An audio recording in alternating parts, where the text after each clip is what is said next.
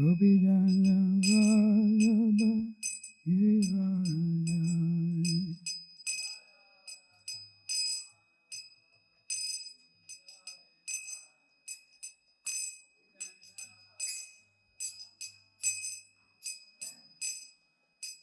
Jai Radha Madhava Kunja Vihari Gopijana Vallabha Giridhara.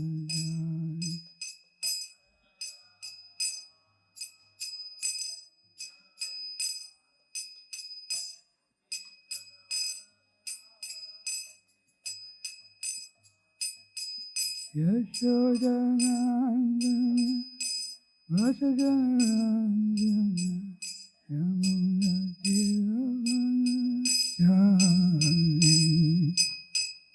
Yashodanandana Vasadanandana Yamuna Tiravana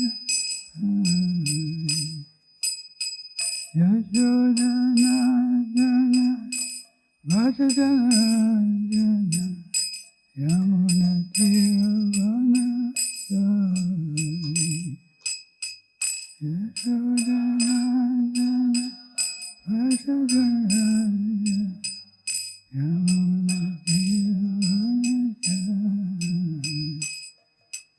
Jai Radha Madhava Kunja Vihari Gopijana Vallabha Giridhara.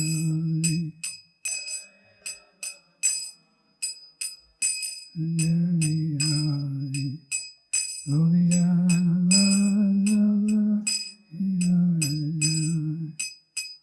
Jai Radha Madhava Kunja Vihari Gopijana Vallabha Giridhara.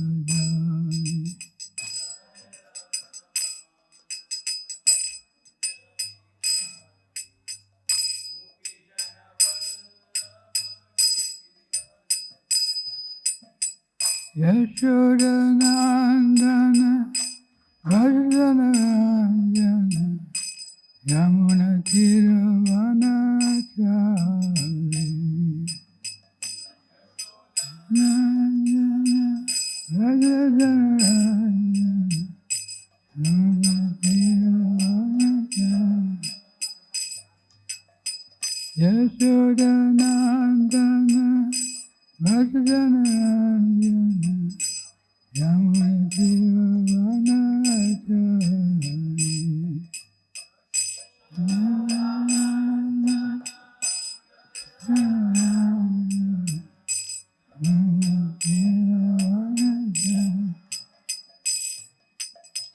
Yamuna Tiravana Chari.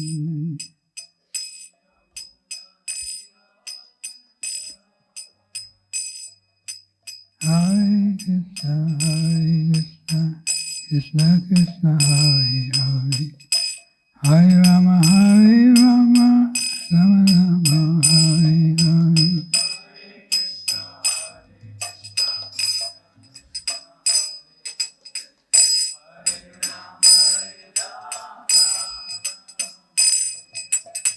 Hare Krishna, Krishna Krishna, Hare Hare, Hare Rama, Hare Rama, Rama Rama, Hare Hare.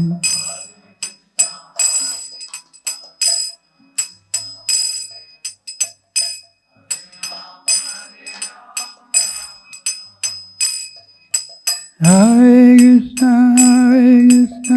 Krishna Krishna, Hare Hare, Hare Rama, Hare Rama, Rama Rama, Hare Hare.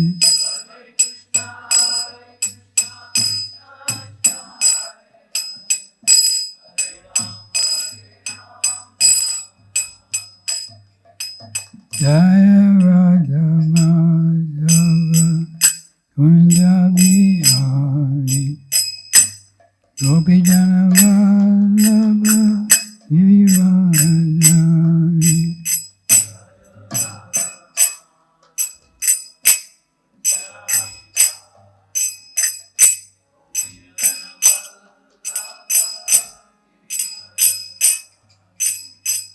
Yashodanandana Bhajajanarandana Yamuna Tiravana.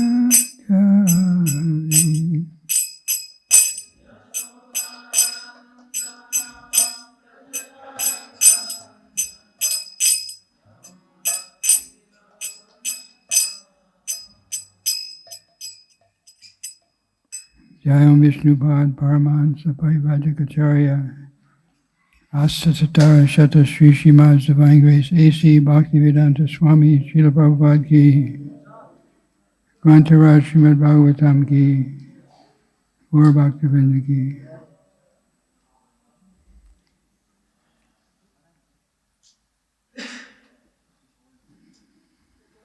Astabhreshu Bhadreshu Nityam Bhagavata Sevaya Bhagavati Uttamasloke Bhaktir Bhavati Naishtaki.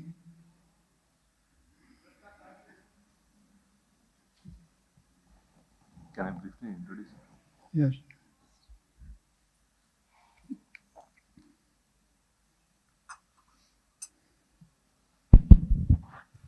Hare Krishna. We have the good fortune of the association of His Grace Sarvabhauma Prabhu and His good wife, Her Grace Guru Bhakti Mataji here.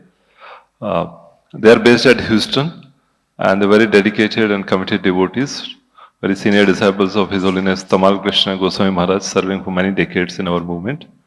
And when His Grace Radhesham Prabhu goes to US, they host him in their house and they ensure that they are very well facilitated for their preaching and everything else.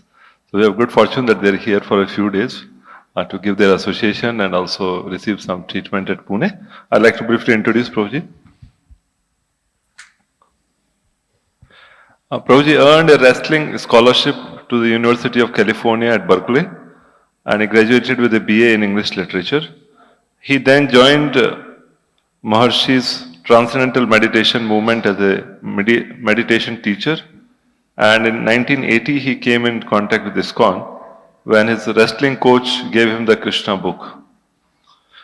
In 1981 he received initiation from His Holiness Tamal Krishna Goswami Maharaj and did his PR work, traveling Sankirtan and outreach, preaching activities, etc.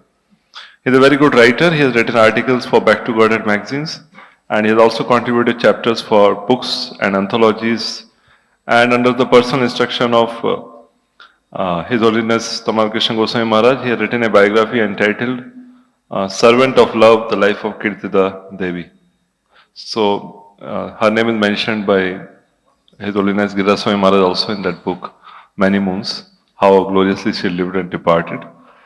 He has also compiled 3 volumes of Tamal Krishna Goswami Maharaj Memories and a book about Narad Muni, which is currently under review by the BBT for publication. He also served as a personal assistant to His Holiness Tamal Krishna Goswami Maharaj for 2 years in Cambridge and Oxford, while Maharaj was completing his PhD there. He is currently based in Houston, Texas, and is helping with the biography of His Holiness Gunagrahi Goswami Maharaj, and is also working on a script for an animated movie. For the last 10 years, he has been suffering from Parkinson's disease, but in spite of that disease, his enthusiasm is unbounded and he remains very active in book distribution, Harinam Sankirtan, and guiding devotees in a personal way. So we are very fortunate that these 2 wonderful devotees are here with us. So we'd like to welcome them to Shri Shri Radha Vrindavan Chandra Temple by once loudly chanting the Hare Krishna Mahamantra.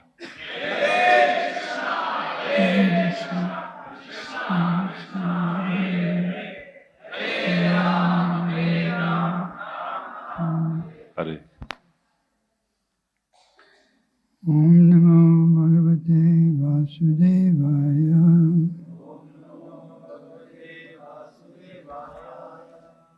Om Namo Bhagavate Vasudevaya. Om Namo Bhagavate Vasudevaya. Narayanam Namaskritya Naram Chaiva Narottamam Devim Saraswatyam Vyasam Dojamanamadhyaya Dastapreshu Bhadreshu Nityam Bhagavata Sevaya Bhagavati Uttama Shloke Bhaktir Bhavati Naisaki. Reading today from the Srimad Bhagavatam, Canto 6, Chapter 2, entitled Ajamil delivered by the Vishnu Dutas. Today's verse is 38. We'll chant the Sanskrit. Mamaham iti dehado. Mamaham iti dehado. Itva mityarta dirmatim. Dasyemano bhagavati. Shudam tat kirtanadibi. Mamaham iti dehado. Itva mityarta dirmatim.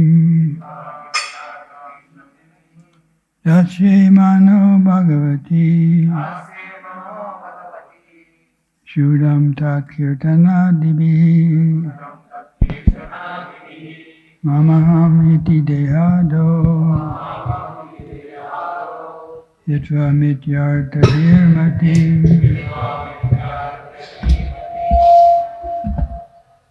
Dasyemano bhagavati.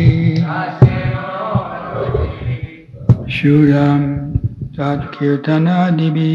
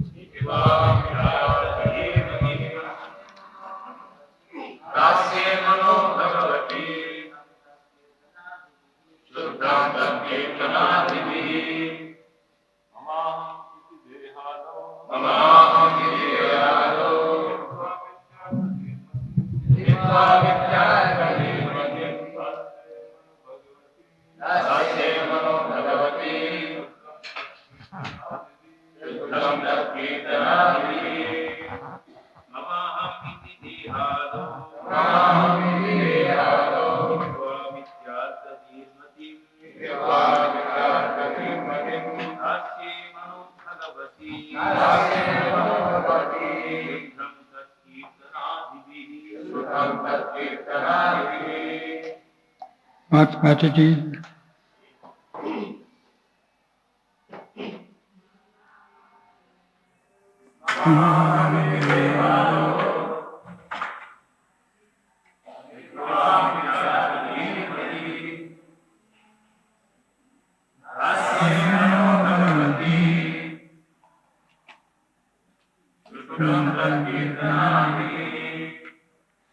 Mama, my, aham, I, iti, thus, dehado, in the body and things related to the body. Hitva, giving up. Amitya, not false. Artha, unvalues. Dihi, with my consciousness. Matim, the attitude. Dasye, I shall engage. Manaha, my mind. Bhagavati, on the Supreme Personality of Godhead. Shudham, pure. Tat, his name. Kirtanadibi, by chanting, hearing, and so on. Translation by His Divine Grace, A.C. Bhaktivedanta Srila Prabhupada Ki Jai. And purport. Translation: simply because I chanted the holy name of the Lord in the association of devotees, My heart is now becoming purified. Therefore I shall not fall victim again to the false lures of material sense gratification. Now that I have become fixed in the absolute truth, henceforward I shall not identify myself with the body. I shall give up my false conceptions of I and mine and fix my mind on the lotus feet of Krishna. Would someone like to read the purport? If there's a mic that can be... Hare Krishna. Purport by His Divine Grace, A.C. Bhaktivedanta Swami Srila Prabhupada. How a living entity becomes a victim of the material condition is lucidly explained in this verse. The beginning is to misidentify the body as one's self. Therefore, Bhagavad Gita begins with the spiritual instruction that one is not the body, but is within the body.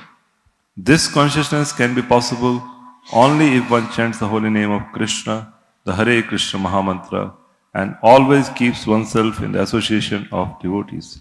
This is the secret of success. Therefore, we stress that one should chant the holy name of the Lord and keep oneself free from the contaminations of this material world, especially the contaminations of lusty desires for illicit sex, meat-eating, intoxication, and gambling. With determination, one should vow to follow these principles and thus be saved from the miserable condition of material existence. The first necessity is to become freed from the bodily concept of life. Namo Vishnu Padaya Krishna Vistaya Bhutale Srimate Bhaktivedanta Swami Niti Namane Namaste Saraswati Deve Gauravani Pacharane Nirvishesha Shunyavani Pasachadeshatarane Jai Shri Krishna Chaitanya Prabhu Nityananda Shri Advaita Gadadhar Shri Gaura Bhaktivinda Hare Krishna Krishna Hare Hare Hare Rama Rama Hare. The verse again. Simply because I chant the holy name of the Lord in the association of devotees, my heart is now becoming purified. Therefore I shall not fall victim again to the false lures of material sense gratification. Now that I have become fixed in the absolute truth, henceforward I shall not identify myself with the body. I shall give up my false conceptions of I and mine and fix my mind on the lotus feet of Krishna. If any of you can't hear me, let me know. I speak kind of softly. So, the Srimad Bhagavatam has so many different instructive stories and pastimes. This one is very important. Many of you have been born in relatively pious families in India and are involved in Krishna consciousness, which is very auspicious. But this pastime of Ajamil shows that even with good training, it's very possible to get deviated away from Krishna's lotus feet and get involved in illusory energy. Because Ajamil was trained nicely as a young boy in Brahminical life, and had good habits and good teachers, and yet somehow he deviated. So somebody could come from a very elevated, conducive situation for spiritual life and actually fall down, and someone could come from a degraded situation and be uplifted. So the Bhagavatam has these very instructive stories. This is particularly dramatic because it talks about how he fell away from Krishna consciousness, but then by chanting, even inadvertently, it's one of the most wonderful glorifications of the power of the holy name. There's verses that talk about great sinners can be purified by chanting the holy name. The Vishnu Dutas give these instructions.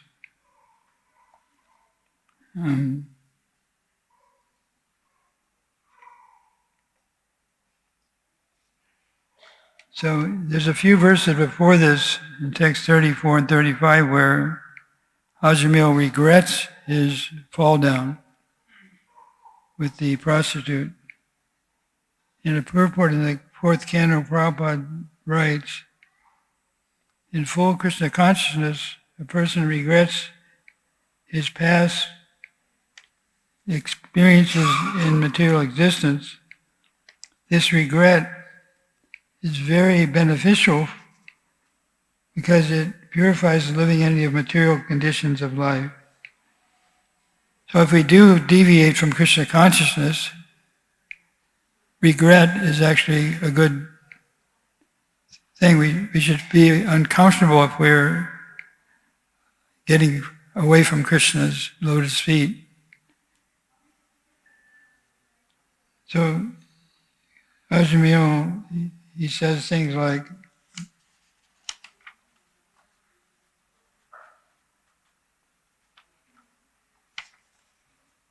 I am a shameless cheater who has killed his Brahminical culture. Indeed, I am sin personified. Where am I in comparison to the all-auspicious chanting of the holy name of Lord Narayan? I am such a simple person, but since I have now gotten this opportunity, I must completely control my mind, life, and senses. So Prabhupada had the phrase, failure is the pillar of success. So he had a failure, like in a war, there's many battles. So in some battles one may lose, but come back and fight the next day. Like the Battle of Kurukshetra went on for some time. So the main thing is we may not win every battle, but the war against Maya, we have a full lifetime, hopefully, which we don't know how long we'll live. But this war against Maya is very important, and even if there's a battle that we don't do so well, if we stay alive in Krishna consciousness, then we have every chance of coming out successful. We follow Guru, Sadhu, and Shastra. When His Holiness Giriraj Maharaj came, Shri Radha Vrindavan Chanda Ki. When His Holiness Giriraj Maharaj was here, he talked about Hanumat Prasad Podar, who was a publisher of religious books, and how Hanumat Prasad Podar welcomed Prabhupada to Gorakhpur, to his residence. And actually Hanumat Prasad Podar glorified Prabhupada for what Prabhupada had done by distributing his transcendental books all over the world. And Prabhupada appreciated Hanumat Prasad Podar because he's famous in India for making the scriptural books, Vedic literatures available, widely in many languages. And before I was a devotee, before I read Prabhupada's Srimad Bhagavatam, I happened to get a copy of the Gita Press. They had a two-volume Bhagavatam with no purports, just Sanskrit and English. And I actually read this, and it helped me understand. At the time I was wondering about the HareKrishna devotees, what is their philosophy. I saw them when I first went to college in Berkeley, but I didn't understand their philosophy. I saw them chanting, and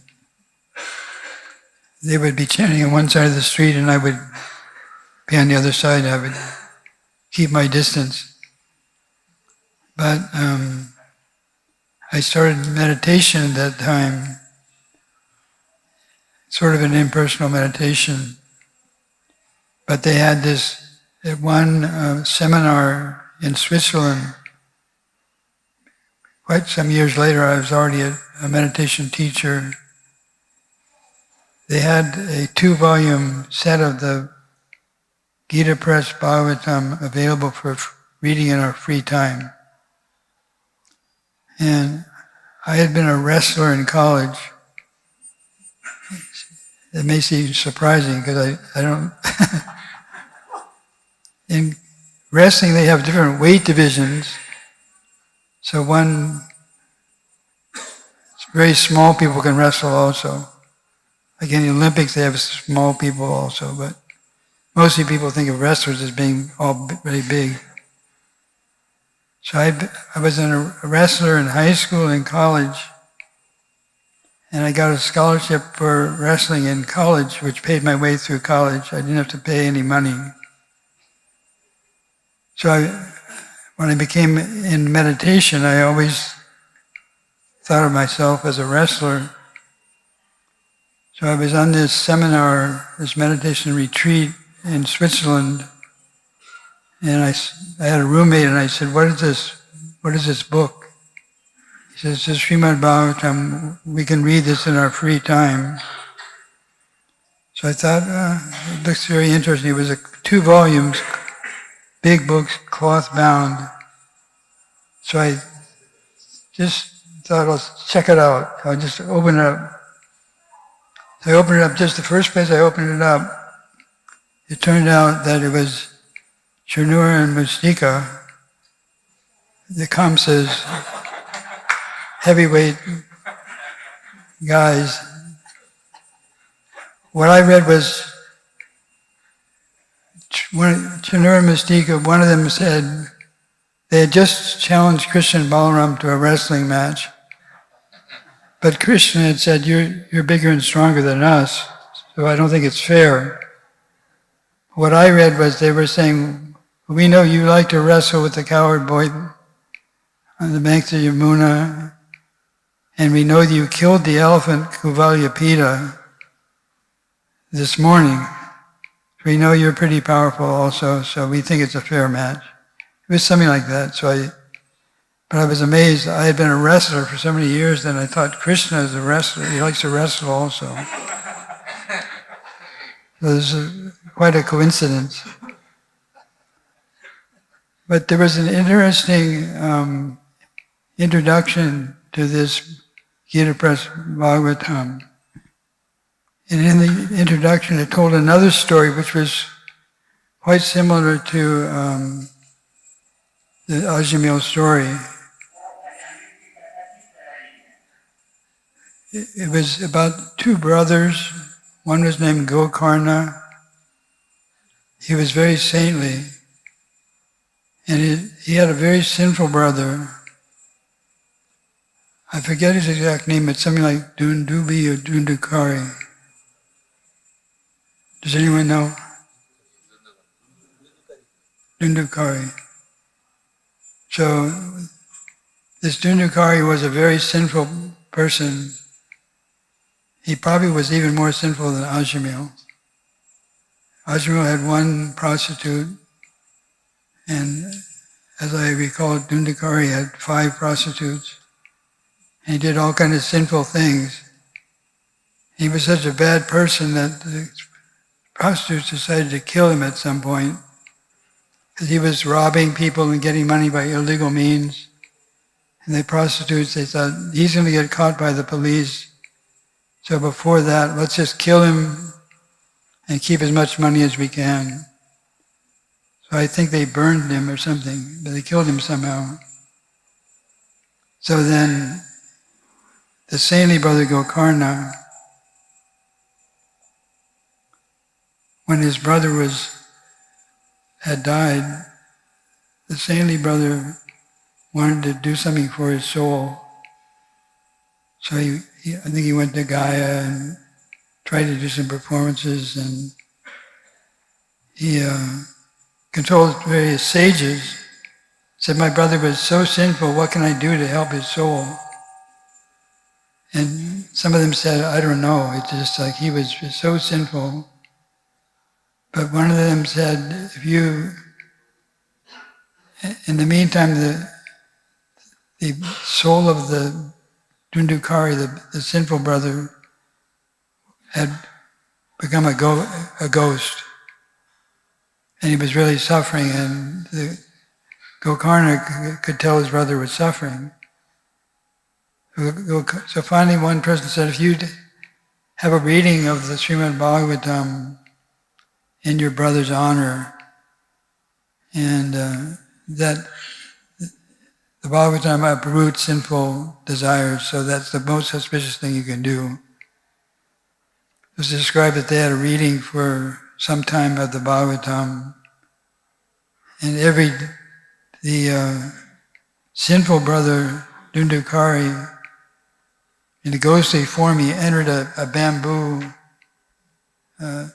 shoot that was near the place where the sadhus were reading the Bhagavatam.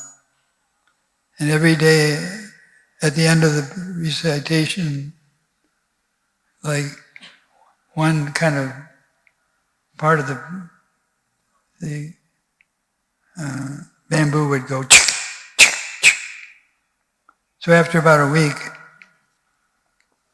the last knot on the bamboo went, and out came a flower airplane came from Vaikuntha to pick up this sinful fellow, and he had a spiritual form, and he went to Vaikuntha.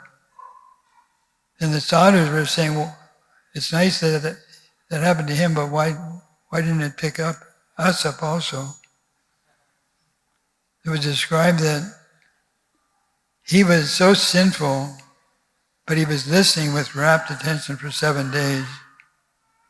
And you were going for prasadam breaks, and falling asleep during the recitation. Like I usually fall asleep during Bhagavatam, that's myself.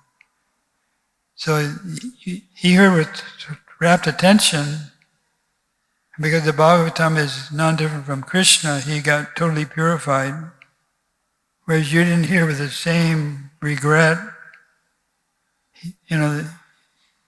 so hearing, the quality of hearing is very important. So that was another story that reminded me of Ajamil. And one of the devotees asked Giriraj Maharaj about Hanuman Prasad Podar. So was he an impersonalist? And I looked up a few references to Hanuman Prasad Podar. But overall he had a good relationship with Srila Prabhupada. And very early in Prabhupada's mission, when Prabhupada was printing the first Srimad Bhagavatam, he wrote to Hanuman Prasad Podar, who was involved in the Dalmia Trust. And Hanuman Prasad Podar gave permission for 4,000 rupees to go for Prabhupada's first Bhagavatam. And then it turned out Prabhupada thought the cost would be 4,000, but it turned out to be 6,000. So Prabhupada sold Bhagavatams and paid the printer another 2,000. But Hanuman Prasad Podar gave that Lakshmi. And in December 20th of 1967, Hanuman Prasad Podar wrote to Prabhupada really you are doing wonderful work by successfully flying aloft the banner of Sri Radha Krishna's sweet name in such a far off and strange land, America. You have marvelously proved the irrepressible charm of the divine pair and their sweet name. So Hanuman Prasad Prodar was not envious of Prabhupada. He was a publisher of religious books. And in the material world, sometimes there's kind of competition. And if one person is more successful at, even in preaching, sometimes there's not full acceptance of that. But Hanuman Prasad Prodar was very happy that Prabhupada was being successful. This was 1967. And Hanuman Prasad Prodar helped Prabhupada before Prabhupada became famous. And he also kept in touch with Prabhupada. And Prabhupada, in 1977, his last year on the planet, he told the story to devotees in Bhubaneswar how Hanuman Prasad Prodar had given the 4,000 rupees. But then I saw in another letter Prabhupada wrote regarding Hanuman Prasad Prodar, he is not so formidable a rascal, but you can read his literature. He is a sincere worker in Krishna consciousness. His defect is that he is an impersonalist, but he cannot remain long an impersonalist because he is devoted to Radha and Krishna. There is no objection to reading his books. Now, later Prabhupada, in one other letter, didn't encourage devotees to read his books. But he said that because he's engaged in service, although he has an impersonal tendency, he's becoming a devotee. So how many among you, before you became in Krishna consciousness, had some impersonal understanding of the absolute truth? Any of you? Can you raise your hand? A few of you.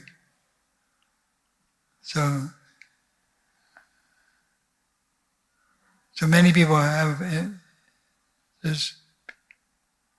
some people are Brahmavadi. They come to Krishna consciousness or spiritual life. At first they just want shanti, they want peace. So they're attracted to impersonal meditation. But then just like the Kumaras, when they come in contact with devotional service or devotees, they become attracted. Like the Atmarama verse explains that there's more pleasure in bhakti and Krishna consciousness than the impersonal Brahman. So many people start off a little impersonal. And Giriraj Maharaj made that point that because he did service for Prabhupada, he must be getting purified. He must be becoming a devotee.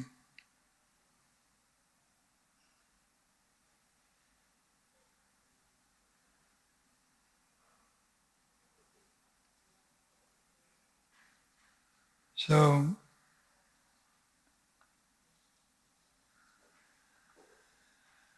there's a story about Jarasandha, where Jarasandha was very powerful, and he fought with Bhima, and they fought for I think 28 days or something, and it was kind of an evenly matched battle. And then the tip was given that Jarasandha had a weak point. So with that knowledge, Bhima was able to come out victorious. So this is instructive because we all have different conditioning in this life and past lives. And we may have some weak point, some habit that we did before Krishna consciousness. And even in physiology, like if you've done some kind of activity, there's certain pathways in your brain that have been used in the past. So it's possible for them to be activated again if we are not careful. So we may have some weak point, some habit that we did before we involved in Krishna consciousness. So after 28 days, this weak point of Jarasandha was exploited. So Maya's job is to test us, and so she may try to exploit our weak point. That's why it's important to stay in the association with devotees. In this verse today,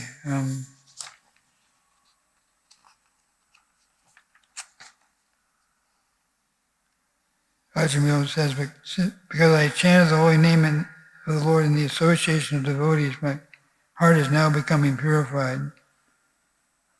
So he stayed in association with devotees. So in the association of devotees, like the principle is that one stick is maybe weak, but if you bind a number of sticks together, they become stronger. So also we have to be careful not to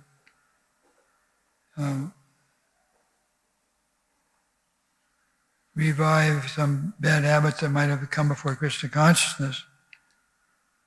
And there will be tests, like someone may be, like Srila Prabhupada gave devotees sometimes certain services that they could be successful at, like Brahmananda got the first Bhagavad Gita printed in America with Macmillan Press. So that was a very nice achievement. And then later Prabhupada sent Brahmananda to difficult places to preach, like Africa and Pakistan. So those are more challenging. So sometimes we might get some challenging service which will expose some weakness, So we have to be very careful to, if we're having trouble doing a certain service, we should let other devotees know that it's possible to over endeavor.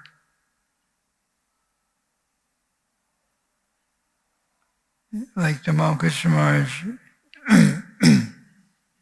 he was doing big preaching with a group called the Radha Damodar Party with Vishnu Jan Swami, and they had buses and vans, and they were traveling all around America and preaching at colleges. And when they would come to various temples, they had a lot of fired up brahmacharis. So a lot of brahmacharis from temples would join them. In those days, some of the temples weren't so big, so some of the temples had like 8 devotees. So if 3 brahmacharis joined, the temple would feel quite a loss.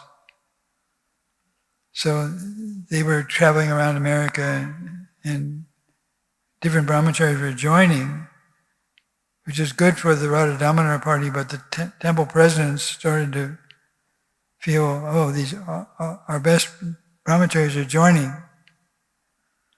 So then they made complaints. So there was a GBC meeting in Mayapur,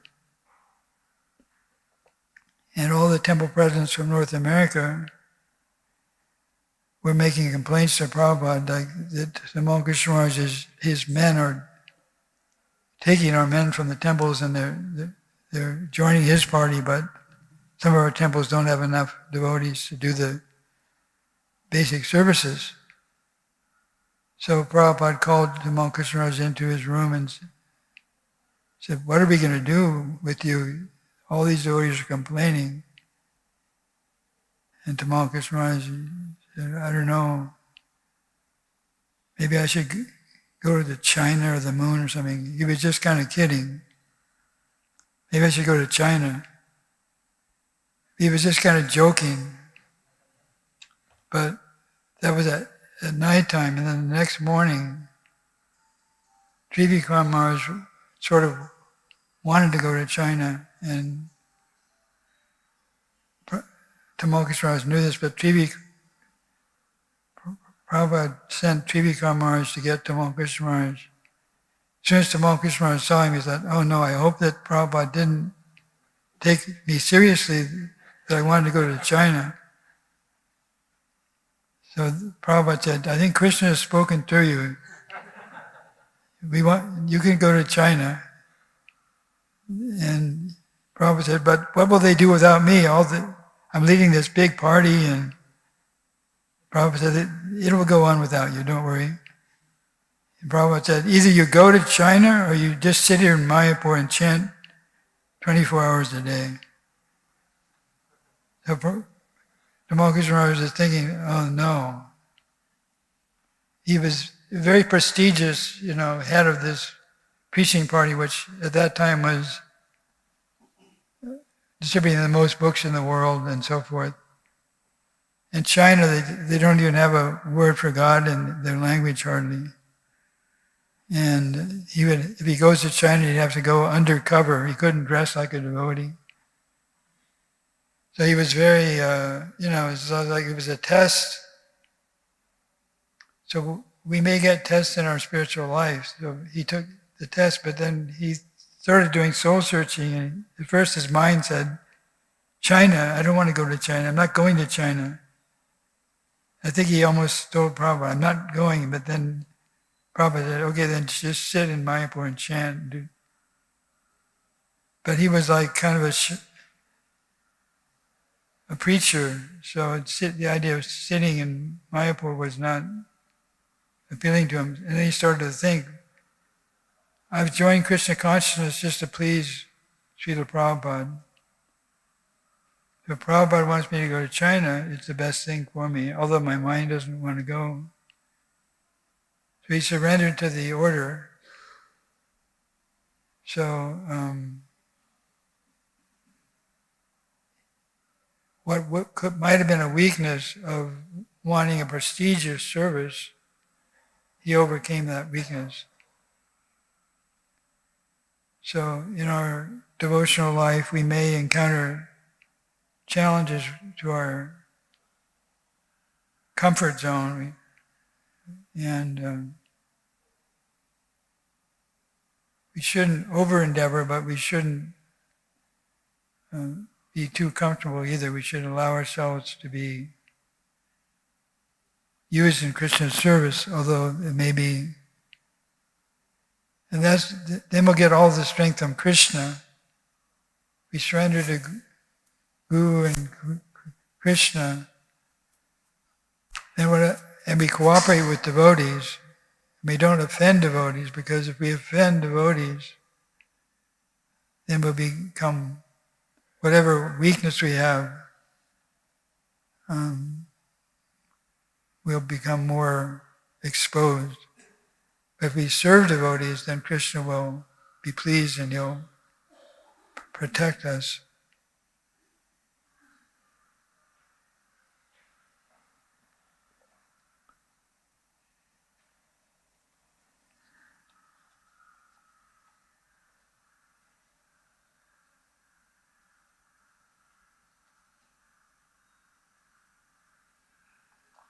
So there's a lot of examples of devotees that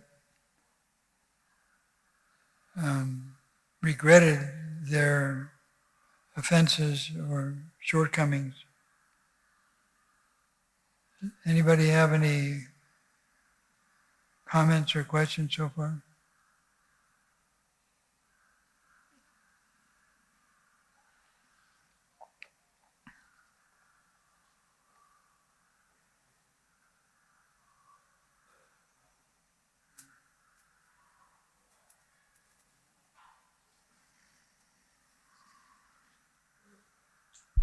Hare Krishna. Hare Krishna, Prabhu. Here. Hare Krishna. Yes, Prabhu. Thank you very much, Prabhu, for your wonderful class.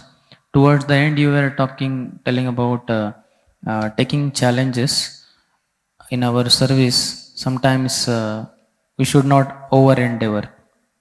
So we may not know exactly whether it is over endeavor or not.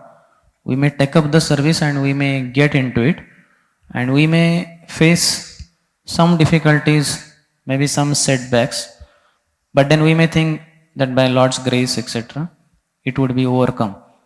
So how to know exactly that we are into over endeavoring zone?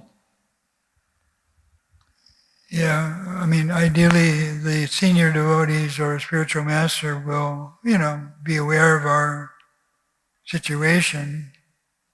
One thing is our sadhana in general should be maintained. So sometimes in the history of ISKCON, there were leaders, even gurus, who were preaching and doing wonderful service, but they got carried away and were not able to chant the rounds all the time properly. So one thing to keep in mind is, our basic sadhana of chanting our rounds, reading, and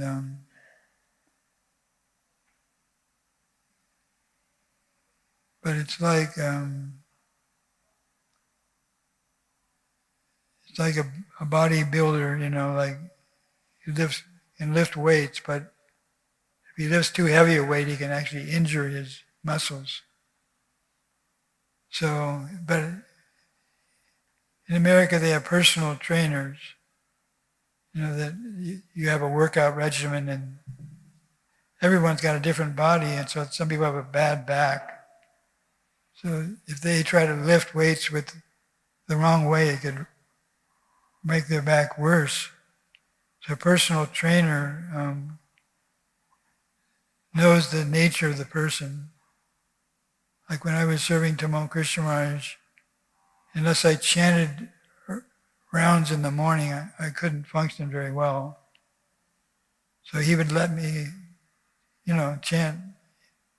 He had my weakness or my shortcoming. He knew it, so he engaged me in that way. So, ideally the leaders of the temple, and they can know the nature of the devotees, and what will be an over-endeavor for one devotee will not be an over-endeavor for another devotee. But we have to be straightforward enough. If we're having a difficulty, we should share it with our superior godbrothers. And so, if I'm asked to do some service, but it's very difficult, like, there's many stories of, like, usually devotees that want to play music, like, there are some devotees that want to play music for Krishna, like in the West, rock music and stuff like that, but usually they don't get the chance to. But there was a time when in America there was this thing called the straight edge musical bands. They were young people that were against drugs and illicit sex and things like that. But they had very heavy rock music, but they had good philosophy. And some of them became devotees. Like one, Gunda Goy Maharaj encouraged Raghunath Kapo, who had a rock band in this straight edge group. He encouraged him to do a Krishna conscious rock band. There was one devotee in San Diego that was doing book distribution. He was really having a hard time, and he was ready to leave the temple. Then he got a chance to play. He was a rock musician, and so but that's very, very rare. But he got engaged in doing something that he could do. And, ideally everybody can do book distribution, but many important services besides book distribution also, so if someone has difficulty, they can serve in so many ways.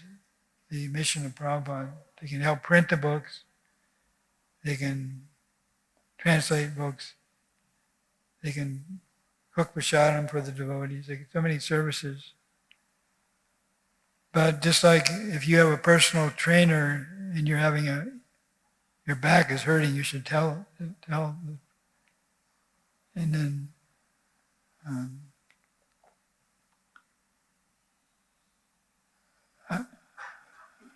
my wife is here also. I'd like her to maybe make a comment on that.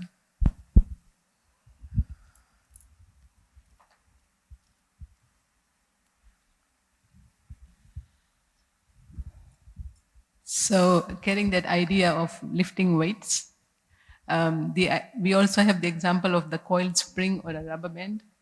Our service should be enough to stretch us, so only when we stretch the muscle or we stretch the rubber band do we get some energy. But don't stretch it so much that it breaks. So, and for us, the standard would be if the service is really interfering with our sadhana, it should allow us to be more dependent on Krishna, to seek shelter of Krishna.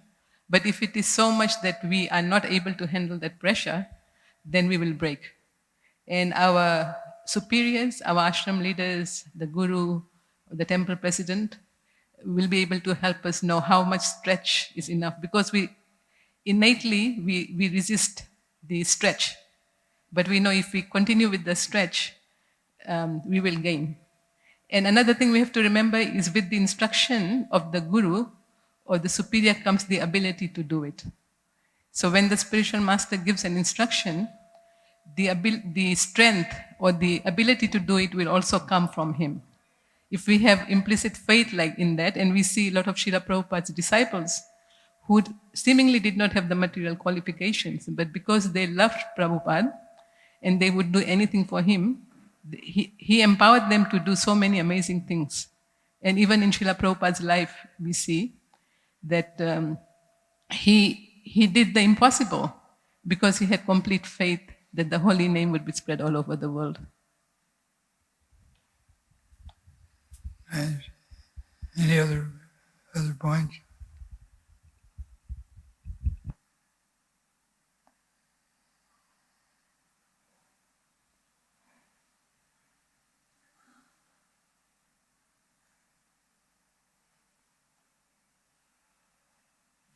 Hare Krishna Prabhu. In this kind of maybe different question, but His Holiness Tamal Krishna Goswami Maharaj audio clip I happened to hear recently, in which Maharaj recommends to disciples, followers, that if you chant all 16 rounds before Mangalarti till 4:30, then I give you full guarantee that you will go back home, back to Godhead. And if you don't, something like you chant afterwards till something like 9:30 in the night, then I cannot give guarantee that whether you would go or not. So could you please, this is in context of strong sadhana also, Maharaj is telling. You were with Maharaj. You may have, I don't know if that's an absolute statement. Lord Chaitanya teaches that there's no hard and fast rules. In general, chanting earlier in the day is obviously superior and ideal. There was a time when Prabhupada was at Grihastha, where he chanted some rounds before he went to work, some at lunchtime, some in the early evening, and some later. Even Prabhupada, at one point in his life, was not chanting all his rounds, early in the morning. But I know that Tamal Krishna Maharaj, he encouraged his pujaris who have to do the deity worship early in the morning, if at all possible, to chant as many rounds as possible before. But they don't always do it. But they, if they finish their rounds, I think Prabhupada stressed 16 rounds is a minimum in ISKCON, but the particular audience that he was giving that lecture in, he was making a point, I'm sure, that stressing the early morning. And His Holiness Satchidananda Swami said that we're not yogis, but certain things help the chanting, like going to bed early enough the night before that you're fresh in the morning, and sitting up straight if your body can do that. So we're not yogis, but there are the modes of nature that affect our chanting also. So the point that Tamoksha Krishna has made in that talk was that we should not neglect the morning hours for chanting, and he was stressing that, but that's an absolute statement for everyone. I know my wife was studying to be a doctor, and she was doing her medical residence. So sometimes she'd have to work 24 hours at a stretch. So she'd have to catch up rounds, and it wasn't it was a temporary situation for some time. It was not the ideal time for her but she went through that difficult period and, was able to chant better at other times. So. You want to comment on that?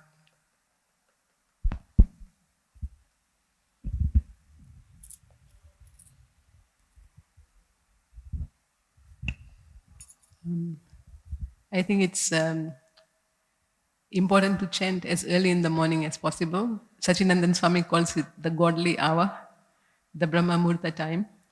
But if it is not possible because of circumstance, then we can chant at other times also. I know some devotees who translate books. They may do their writing in the morning, like Srila Prabhupada. He would write early and then he would chant. So it's different strokes for different folks. It's important though to put it into our schedule somehow.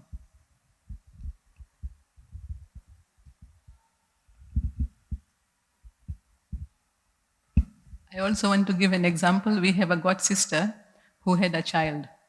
So Tamal Krishna Maharaj instructed her that she should chant. When you have a baby, and you in the US we don't have like extended family, so it's just the mother with the child. And for some mothers, it's the first child, so they don't know how to go through this period, which is very challenging. And of course, babies have their own schedules. So he had told her that I want you to never miss your 16 rounds. So in between taking care of the baby, feeding, cleaning, taking care of her own health, he asked that if you chant, I want you to be sure that you chant your 16 rounds every day, even while like going through this period of a new birth. And she was very determined, and she did it, and he was very proud of her. And she's an excellent preacher. And the children turned out to be the oldest daughter is now an initiated devotee, and the son is interested in devotional service. So just give an example that even when the Guru gives instruction, the potency comes also with it.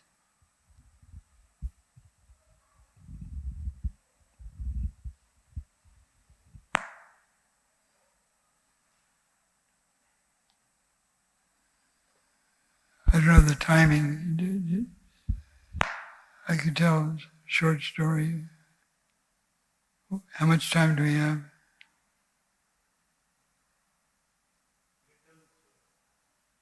Yeah, there's in Fiji, Tamal Krishna Maharaj would preach in Fiji. So there was a temple that Prabhupada also visited Fiji, and the temple came up in Latoka, and there was a family that lived near the temple. They were Shaivites.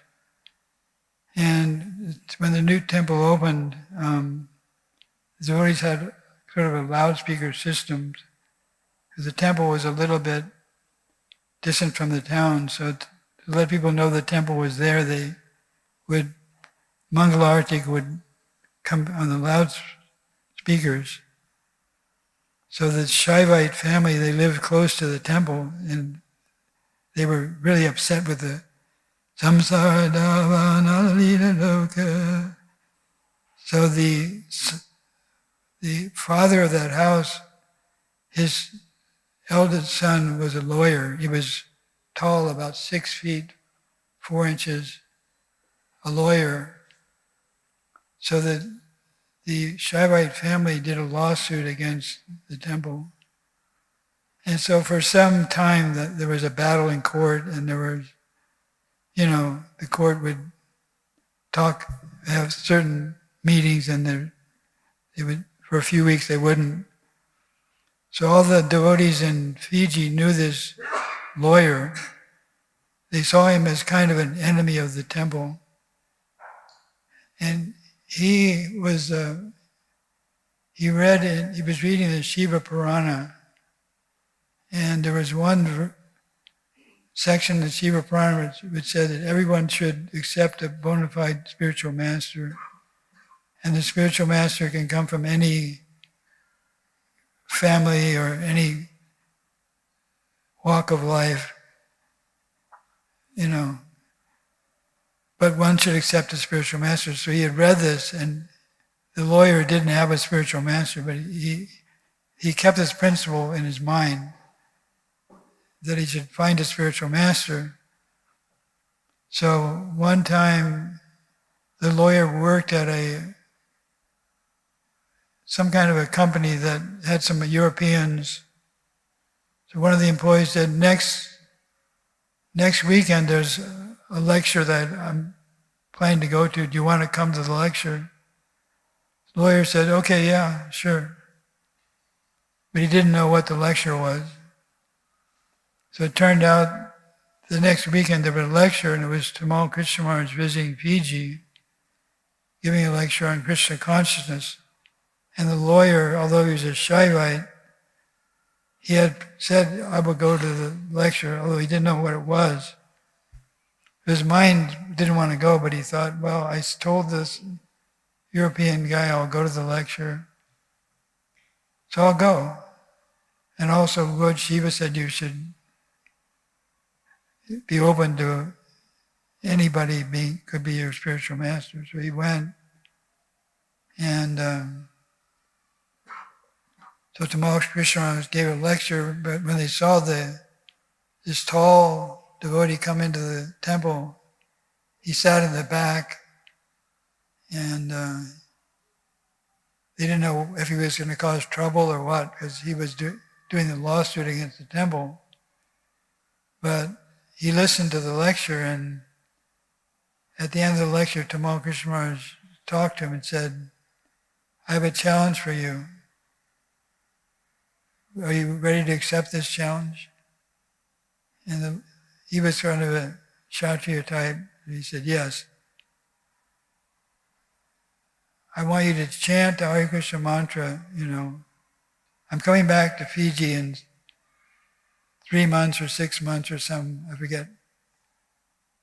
I want you to make an experiment. Chant the Hare Krishna mantra and start reading the Bhagavatam.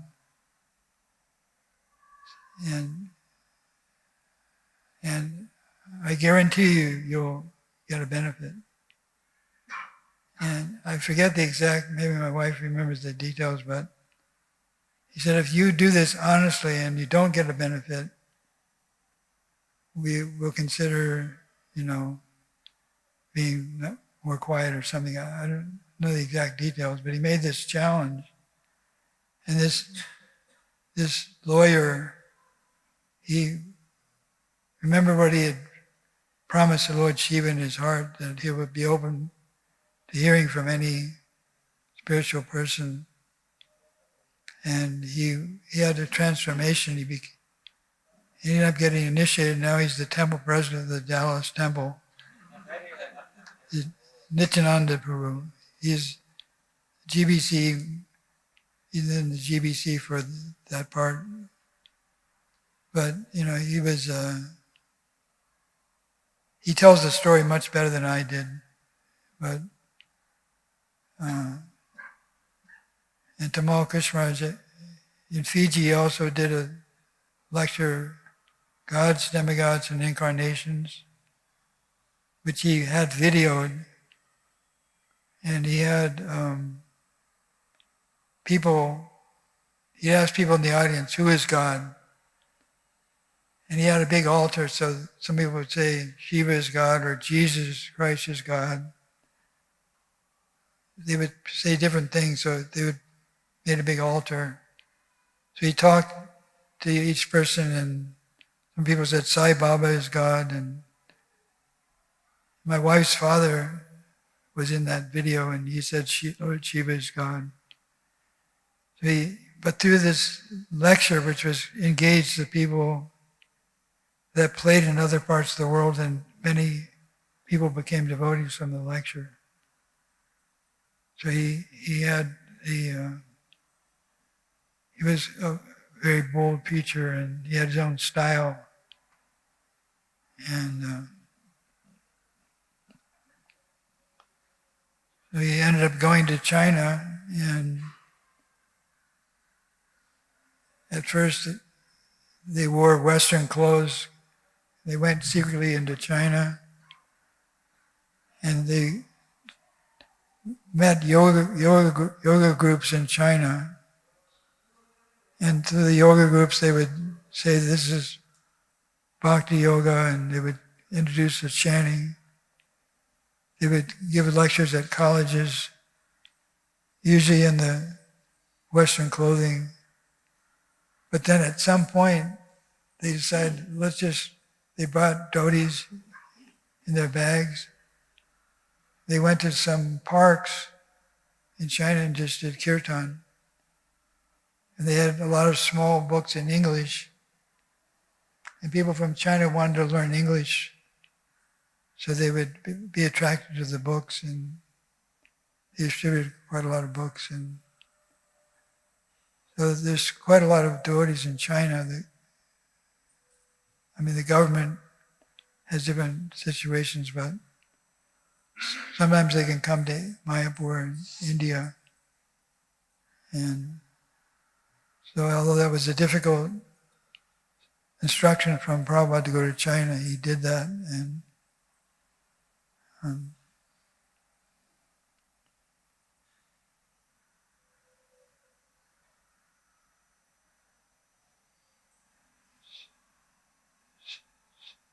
so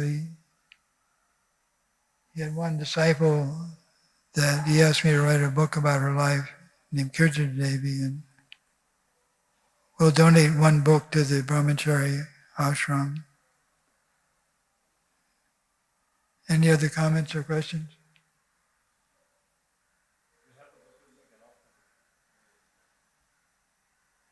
Yes.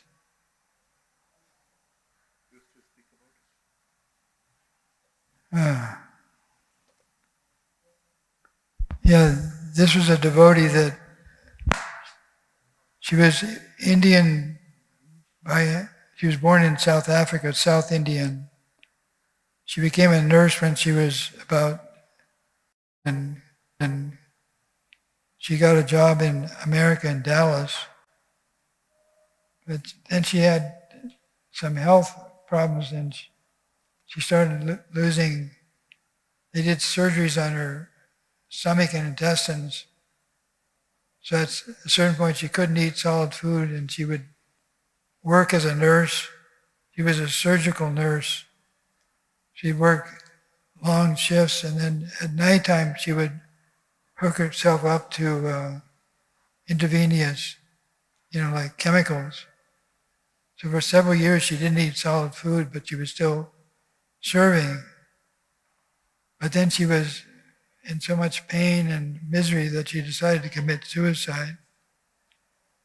And she would go sometimes to the temple in Dallas, but she was not a serious ISKCON devotee. But when she decided to commit suicide, she wanted to see the deities. There's a deity called Radha Kalachandji. The Krishna deity is said to be 400 or 500 years old. There's a whole story about how the devotees got this deity in Jaipur, but very beautiful deity. She went to the deities and she was saying in her mind, I know this is not pious, but I've had enough pain and misery in my life, so I'm going to commit suicide. Then she said later that she heard a message from the deity. You didn't create life, so you cannot take life, not even your own. Your body belongs to me, to Krishna.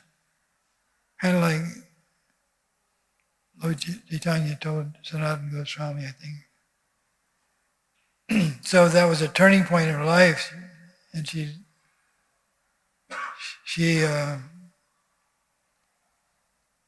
started doing service at the temple. And then she decided it'd be nice. The devotees said, you don't know how long you'll live, so you should go to Vrindavan. If you die in Vrindavan, it's very auspicious. So it took a little time. I actually went with her to India the first time she went. Then she moved to Vrindavan, and she brought all these bags of chemicals and catheters. But then she decided, I'm in the perfect place, I can leave my body. So she decided to stop taking this intravenous treatment. So on Sri Krishna Janmashtami, she just stopped. She went to the hospital in Mathura, they took out the catheter. She just chanted all day long. And she really enjoyed the chanting and she felt some tremendous bliss. The next day was Srila Prabhupada's Vyasa Puja. And she had a little bit of like a hunger kind of in her stomach. So the first time in years she decided to try to take some dal or some liquid type food. So she took a little Mahaprasad from Srila Prabhupada. She got a little energy. And she was surprised that she didn't leave her body. And she could hardly walk to the temple, but after a few months she felt some strength coming. And she would eat a little more, began to eat a little solid food. And one day she had a god sister that was taking care of her. And it was a full moon night in Kartik or something, and auspicious night to do the Govardhan Parikram. So the Kirtita decided to try to do the Parikram, but this god sister was not supposed to let her exert herself like that. The god sister went on the Parikram at the normal time, but as soon as she left, Kirtita secretly went with someone else, and it took her like 12 hours or something, but she actually did the Parikram. And then she started doing service because she was a nurse. She got a little more strength. She started doing service for the Gurukul boys in Vrindavan, in the medical office. And she started getting more strength, and she started going on parikrams more often. And then so instead of dying, she started to get healthier in Vrindavan. And then she got to the point where she could do parikram faster than young devotees, like 4.5 hours or something.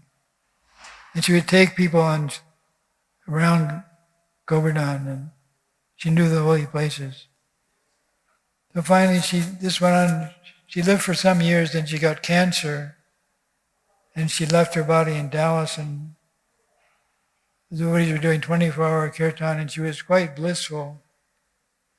There's pictures in the book of her just a few days before she left her body. And it was kind of like Bhakti Tirtha Maharaj at certain points when His Holiness Radhanath Swami was caring for Bhakti Tirtha. At certain times, Bhakti Tirtha was in great pain, but other times he said that it doesn't get any better than this. So this Mataji was having some experiences like that. She said, I've never been so blissful, although her body is dying. And devotees were feeling some special upliftment at that time. It brought the whole community together. So she wanted to live until the Vyasa Puja of Tamal Krishna Maharaj, but after that she didn't eat anything. She was living on coconut water for some time, but after his Vyasa Puja, she gave that up,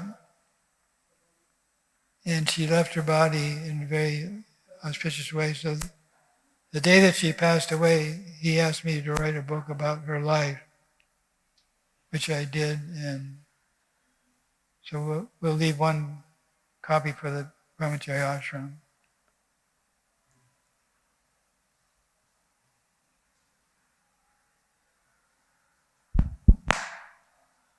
You are putting a counter on Sunday also to distribute. How is the price we should? Any donation, any donations? yeah. Some no idea. Indian donations. 300 rupees or something.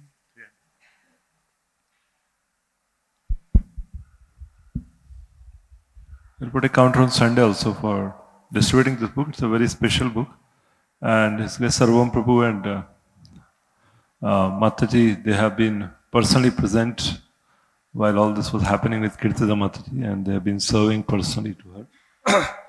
So it's a very uplifting book, especially, how to live in these traumatic and difficult times when somebody detects there is cancer.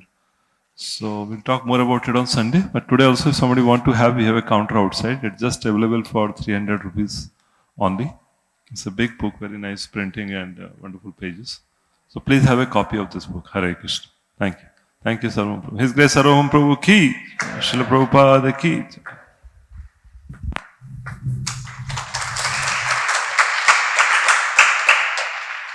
Thank you.